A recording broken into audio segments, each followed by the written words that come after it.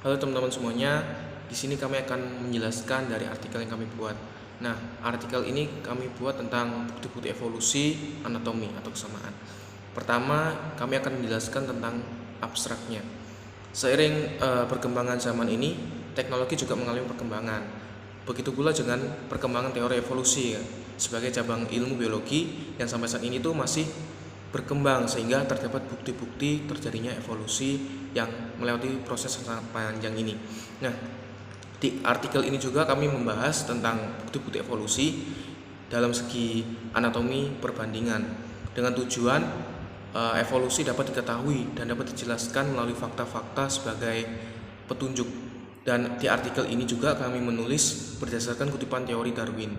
Dan kutipan teori Darwin ini ada pun bukti-buktinya, yaitu bukti homologi dan analogi. Pendahuluan.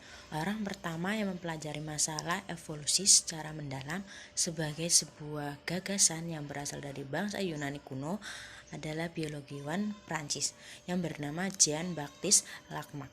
Teori Lamarck Yahya 2003.210 menyebutkan bahwa makhluk hidup mewariskan sifat-sifat yang mereka peroleh selama hidup ke generasi berikutnya.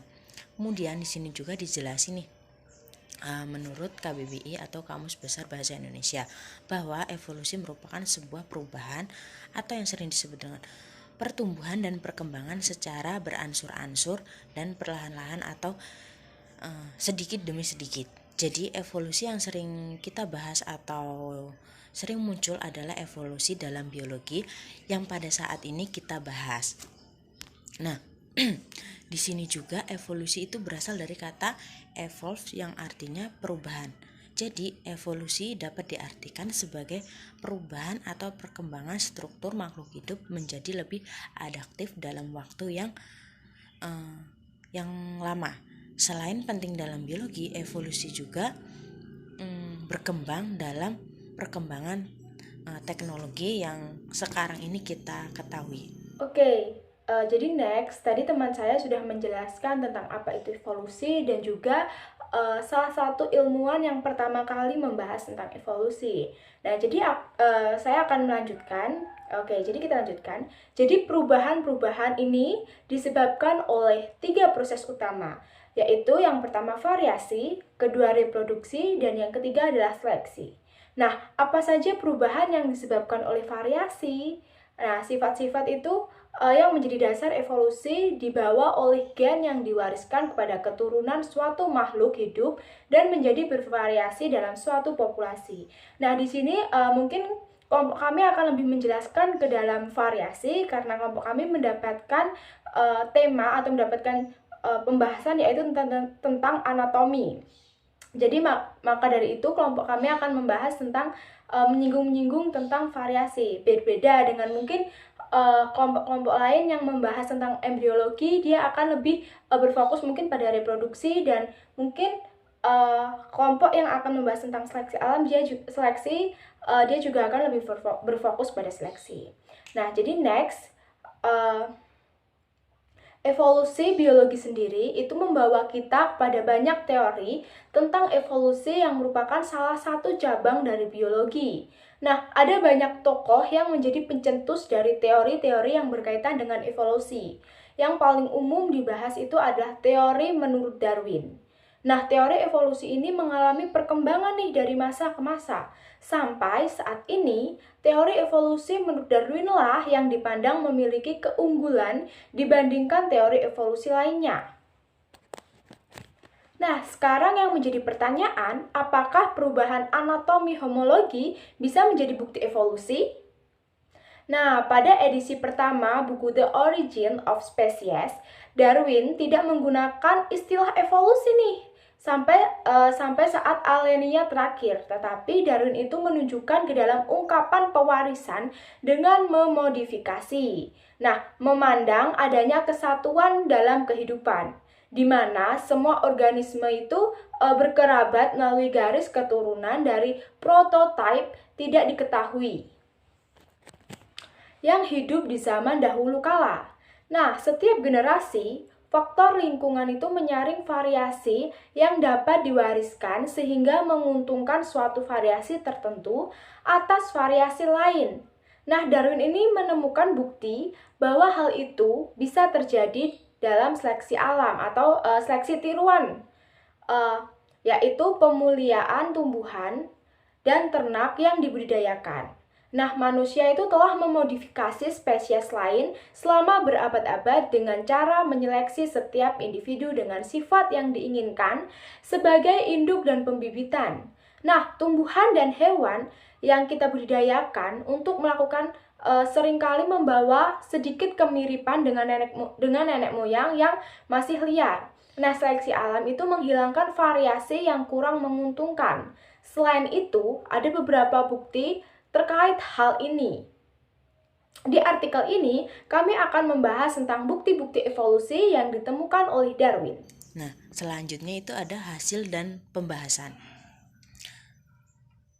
Jadi di sini diketahui sebelum teori evolusi Darwin muncul, biologi diterima sebagai cabang ilmu pengetahuan yang membuktikan keberadaan Tuhan. Lalu, pada abad ke-19 muncullah teori evolusi Darwin yang mencantumkan campur tangan Tuhan atas terciptanya makhluk hidup. Dengan cara ini, Darwin pun ingin memisahkan antara agama dan ilmu pengetahuan.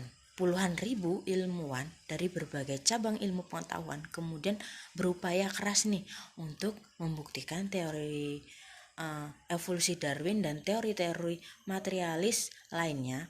Namun mereka kecewa sebab bukti-bukti sesuatu yang bertentangan dengan kesimpulan Darwin, yaitu menurut Darwin Hart tahun 1987.2 itu 113 itu mengatakan aneka spesies makhluk hidup tidak diciptakan secara terpisah oleh Tuhan, tetapi berasal dari nenek moyang yang sama dan menjadi berbeda satu sama lain akibat kondisi alam. Nah, kemudian di sini juga dikatakan berbeda dengan Sir Sasdeo Newton, ilmuwan yang hidup pada 1,5 abad sebelum Darwin dan dijuluki sebagai ilmuwan terbesar yang pernah ada.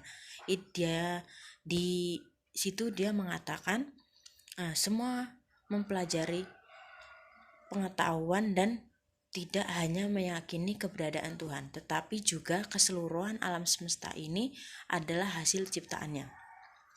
Nah, jadi di sini tuh ada nih bukti-bukti evolusi menurut teori Darwin, yaitu fosil, anatomi atau kesamaan yang akan kita bahas saat ini, kemudian domestika dan embriologi. Nah, anatomi itu sendiri menurut KBBI atau Kamus Besar Bahasa Indonesia adalah ilmu yang melukiskan letak dan hubungan bagian-bagian tubuh manusia, binatang, ataupun tumbuh-tumbuhan. Anatomi perbandingan konsisten dengan bukti-bukti lain dalam memberikan bukti bahwa evolusi adalah suatu proses pemodelan ulang di mana struktur leluhur yang berfungsi dalam suatu kapasitas kemudian dimodifikasi nih ketika mereka mengembang fungsi yang baru. Anatomi variasi sendiri dibagi menjadi 2, yaitu homologi dan analogi. Nah, kemudian kita akan lanjut nih ke homologi dan analogi yang akan dijelaskan oleh teman saya nanti. Di dalam anatomi ini terdapat 2 jenis. Yang pertama adalah homologi dan analogi. Nah, di sini saya akan menjelaskan yang pertama, yaitu homologi. Nah, homologi ini menurut Pujianto merupakan organ-organ di mana mempunyai fungsi yang berbeda tetapi mempunyai dasar yang sama. Nah, jadi dapat saya simpulkan homologi ini merupakan strukturnya atau struktur kerangkanya sama tetapi memiliki fungsinya yang berbeda. Jadi dia itu fungsinya yang berbeda. Contohnya itu seperti tungkai depan manusia, kucing, tangan kucing, paus dan kelelawar, itu kan fungsinya sama. Fungsinya dia sama. Nah, kalau tangan manusia kan fungsinya untuk mengambil sesuatu, lalu kucing itu untuk berjalan. Nah, jadi strukturnya sama tetapi fungsinya berbeda. Nah, teman-teman bisa lihat gambar di artikel ini ya. Jadi kan kita tahu di artikel ini dia tuh strukturnya memiliki struktur yang sama, tapi mempunyai fungsi yang berbeda. Itu yang disebut homologi. Nah, berikutnya kita akan membahas tentang analogi. Nah, analogi itu adalah organ-organ tubuh yang mempunyai struktur berbeda tetapi memiliki fungsi yang sama. Contohnya seperti gambar ini.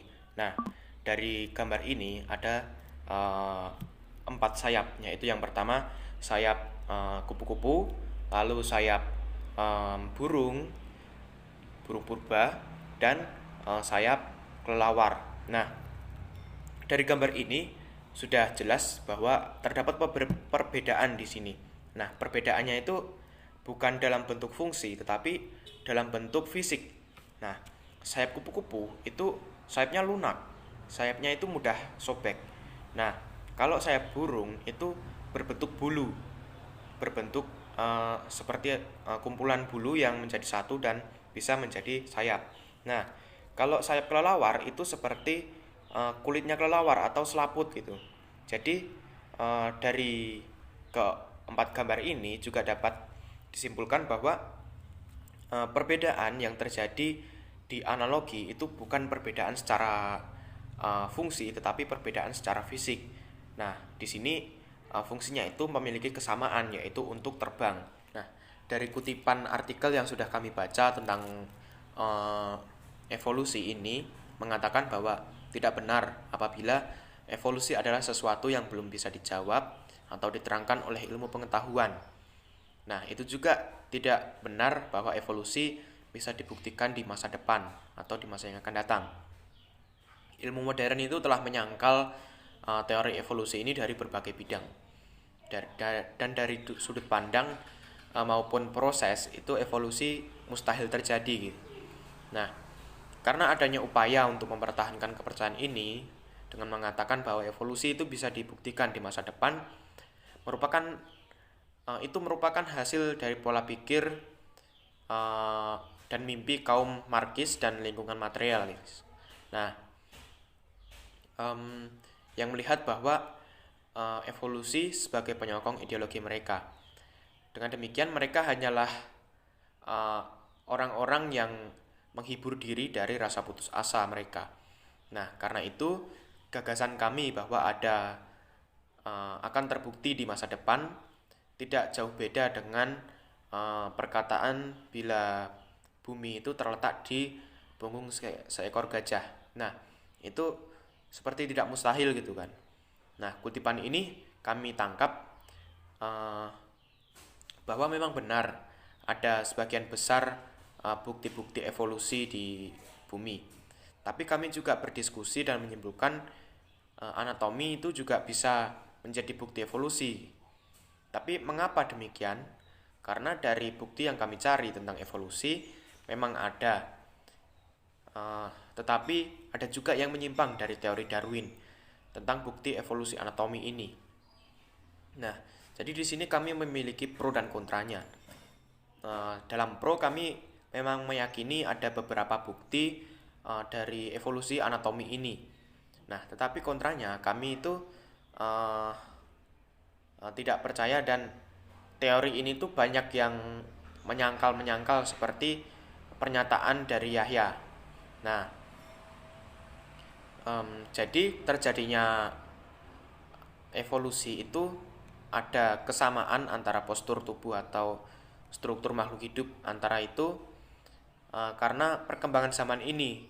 Nah, dari perkembangan zaman ini kita tahu bahwa manusia dengan makhluk hidup yang lain itu bukan dari satu keturunan, tapi memang ada kesamaan struktur dalam tubuh makhluk hidup ini dengan manusia gitu. Jadi bukan berarti manusia dengan makhluk hidup yang lainnya itu satu nenek moyang, tetapi memang ada kemiripan, ada persamaan di struktur tubuh makhluk hidup gitu. Oke, jadi tadi kita sudah membahas tentang teori Darwin, tentang anatomi. Juga anatomi itu ada dua. Yang pertama itu ada anatomi homologi, ada anatomi analogi. Nah, jadi pada semua itu kita mengambil kesimpulan bahwa dari bukti dan teori yang sudah dijelaskan di atas, yang sudah dijelaskan tadi dapat disimpulkan bahwa dalam evolusi itu ada kesamaan dalam struktur makhluk hidup nih, yang sering kita sebut sebagai anatomi. Nah, di dalam anatomi terdapat dua kategori, yaitu anatomi homolog dan anatomi analog yang sudah saya sebutkan tadi. Nah, anatomi homolog itu adalah kesamaan bentuk atau struktur tetapi berbeda fungsi. Sedangkan anatomi analog adalah kebalikan dari anatomi homolog. Nah, keberadaan teori evolusi Darwin itu dapat dibenarkan melalui ilmu pengetahuan. Dapat dibenarkan melalui ilmu pengetahuan. Karena teori ini mula-mula mengungkap misteri asal-usul kehidupan manusia secara sistematis dan filosofis dengan argumen ilmiah. Sehingga teori evolusi ini dianggap benar adanya bagi sebagian ilmuwan serta dapat dijadikan mitra bagi para ilmuwan dalam mengkaji asal-usul penciptaan manusia yang misterius ini. Namun, jika kita lihat dari perspektif kekristenan, teori ini tidaklah diterima kebenarannya. Mengingat bahwa dalam Alkitab secara nyata mengungkapkan bahwa penciptaan manusia pertama itu adalah Adam dan Hawa. Kelanjutan proses penciptaan itu setelah itu melalui ketiduran dengan demikian. Jadi teori evolusi ini dapat ditolak kebenarannya dan hanya dianggap sebagai hipotesis belaka. Mungkin sekian presentasi dari kelompok kami, dari kelompok anatomi. God bless you. Bye-bye.